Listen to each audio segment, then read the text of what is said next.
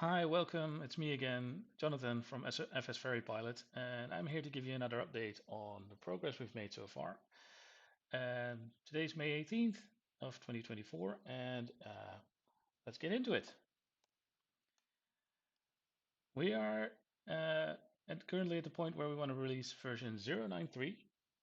This is a version that was partly inspired by great work from the community testing the tool and giving me feedback on what can be done to make it more user-friendly. And obviously, we also fixed bugs and we introduced a new feature. So I want to talk a little bit about that. We introduced a feature where we can actually now, the app will actually download files from the website to update the special locations. The special locations are the locations that are used to generate flights. And we introduced that so we can actually now serve out location data for this file that is actually time constrained. So you could think about air shows, for example. And we wanted to introduce that so we can actually provide more dynamic destinations and more dynamic flight routes. Another thing we worked on was to make things a little bit more user friendly. So what I want to do is just give you a short demo of what we've changed. This is the app. I've loaded it. I've loaded with my own profile. Um, and one of the things we introduced in this version is this little checkbox here. It says only show flights for this pilot, and it's on by default. And what this does is it will filter out flights based on how far you are progressed in your career. So in this case, I can show you my pilot log. I've flown for 60 hours, which means I can fly single engine piston and multi-engine piston, nothing else.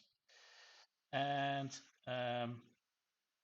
another thing uh, that is taken into account is the time you have on a type, uh, which means for a specific aircraft, you need a specific amount of hours to be allowed to do certain distances. And if you now look at the flight selector, you'll see that, well, there's not that many flights anymore. If I just turn it off, now you see there's also flights that I cannot fly, which have this darker color fly this button. And in this case, for example, this is a multi-engine piston, the DA62, and I'm allowed to fly the aircraft, but I'm only allowed to fly it up to 500 nautical miles because I do not have time on the DA62. We chose to put it on by default because this, for newer users, makes a lot more sense. You can just, any flight that is visible, you can just fly it, which makes it a little bit more easy, is what we hope. So that's a new thing. Let me select a flight to fly. I'll just take this one. I'll go back to T13. I'll click the button. That brings us to the current flight tab. And small update here is buttons that are now not useful at this point are disabled. So they have the darker color. So right now I'm not connected to the sim. That means this button is now disabled because it's no use. You cannot click it. You can click it, but it doesn't do anything. Same would be if I would not have selected a flight. The cancel flight button is disabled because you cannot cancel a flight if you do not have a flight. Right now I have the sim running, so I can actually click connect to the sim. And as you can see, that's immediately disabled, which also gives some feedback. It's connected. You know, you cannot click this again. We also had some bug reports where if you click it multiple times, it crashed the sim. Well, right now you can only click it once until, and then it's connected. So that won't happen again. So then the next steps.